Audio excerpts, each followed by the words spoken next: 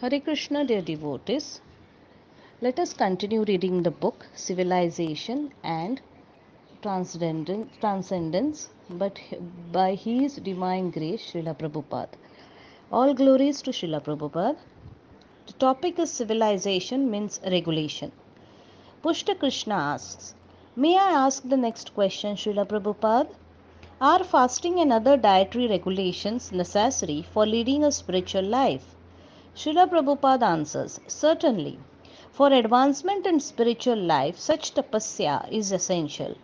Tapasya means voluntarily accepting something which may be painful. For instance, we are recommending no illicit sex, no intoxication, no gambling, no meat eating. So, those who are accustomed to these bad habits, for them in the beginning, it may be a little difficult. But in spite of this difficulty, one has to do it. That is tapasya. To rise early in the morning for those who are not practiced, it is little painful, but one has to do it. So according to the Vedic injunctions, there are some tapasyas that must be done. It is not I may do it or not do it. These austerities must be done.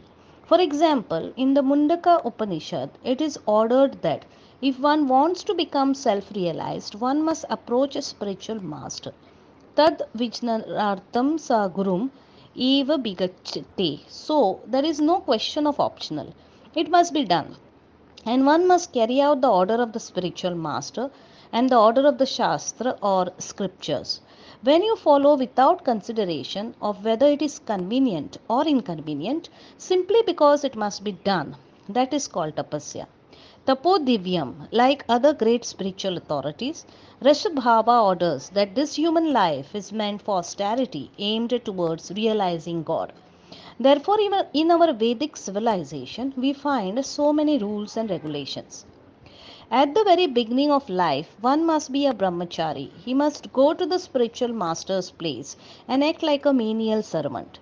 If the spiritual master says, go and pick up some wood from the forest, one may be a king's son, but he cannot refuse the spiritual master's order. He must go. Even Krishna was ordered by his spiritual master to go and pick up some dry wood from the forest. So he had to go. Although his father was Nanda Maharaj, a village Vaishya king, and although Krishna was the personality of Godhead himself, still he could not refuse. He had to go. Nichavat, just like a menial servant. This is brahmacharya, spiritual student life. This is tapasya. Tapasya is so essential that one has to do it. There is no question of an alternative. After brahmachari life, one may marry. This means he enters grahastha life, household life. That is also tapasya. He cannot have sex whenever he likes. No, the Shastra says you must have sex like this, once in a month and only for begetting children. So that is also tapasya. People do not follow any tapasya at the present moment, but human life is meant for tapasya, regulative principles. Even in ordinary affairs, let us say you are driving your car on some urgent business and you see a red light. You have to stop. You cannot say, I have to be there in few minutes, I must go. No, you must stop. That is tapasya. So, tapasya means following the regulative principles strictly according to the higher order, and that is human life. Animal life, however, means you can do whatever you like. On the road, animals may keep to the right or keep to the left, it doesn't matter. Their irregularity is not taken as an offense because they are animals. But if a human being does not follow the regulative principles, he is sinful. He will be punished. Consider the same example.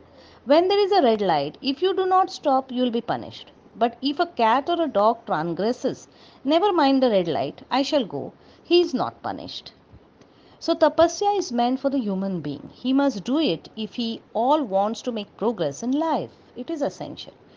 Pushta Krishna asks, and so Srila Prabhupada, tapasya includes dietary regulations? Srila Prabhupada answers, that is also tapasya. For example, we prohibit meat eating. So in your country, this is a little troublesome. From the very beginning of life, a child is habituated to eating meat.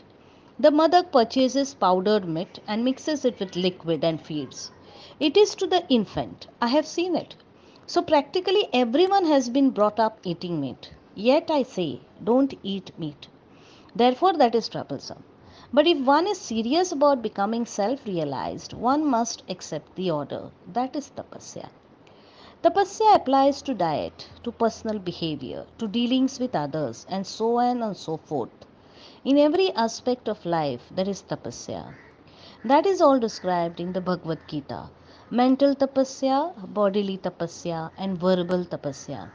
Controlling vegam, the urge to talk loosely or whimsically.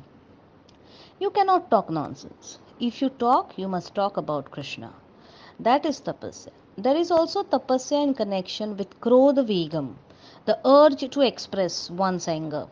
If one becomes angry and wants to express it by beating someone or doing something very violent, tapasya will restrict him. No, don't do it. There is also tapasya with regard to the tongue, belly, and genitals. One cannot eat anything and everything, or at any time he pleases. Nor can one have sex freely, but only according to the scripture's injunction. I am sexually inclined, but I cannot do it. This is not the time. That is tapasya.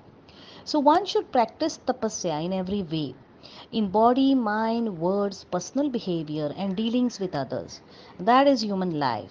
Tapo divyam, if you want to simply be a human being, and especially if you want to make progress in spiritual life, you must act according to the Shastric injunctions. That means tapasya. Before Brahma could take part in creation, he had to undergo tapasya. Is it not stated in the Shastra? Yes. So tapasya is essential. You cannot avoid it. And what is the aim of performing tapasya? The aim is to please the Supreme Lord through the spiritual master. Yasya prasadat bhagavat prasado. One can attain the mercy of the Lord only by attaining the mercy of the spiritual master. This is the idea. Now, in today's educational institutions, who is teaching this tapasya? Where is the school or college? The students are even smoking in front of their teacher, and it is tolerated. No offense. What can you expect from such students? This is an animal civilization. This is not human civilization. No tapasya, no brahmachari life. Real civilization means tapo divyam, godly austerity. And this tapasya begins with brahmachari life, learning to control the senses. That is the beginning of life, not ABCD learning. And maybe your character is less than an animal's. Though you have a degree from the university, never mind, you have become a learned man. No, that is not accepted. Even from the standpoint of basic moral instruction, we must ask who today is educated. The educated person is described in Chanakya Pandita. Matravat paradaresu, paradravyesu lostravat, atmavat sarva bhutesu, yaha pasyati sa pandita.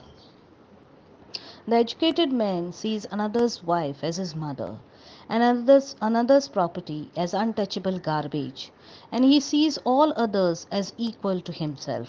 This is Pandita, the learned man.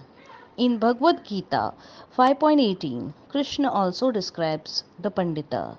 Vidya Vinaya Sampanne Brahmane Gavi Hastini Sunichaiva Cha Panditah Samadarshani. The humble sage, by virtue of true knowledge, sees with equal vision a learned and gentle Brahmana, a cow, an elephant, a dog, and a dog eater.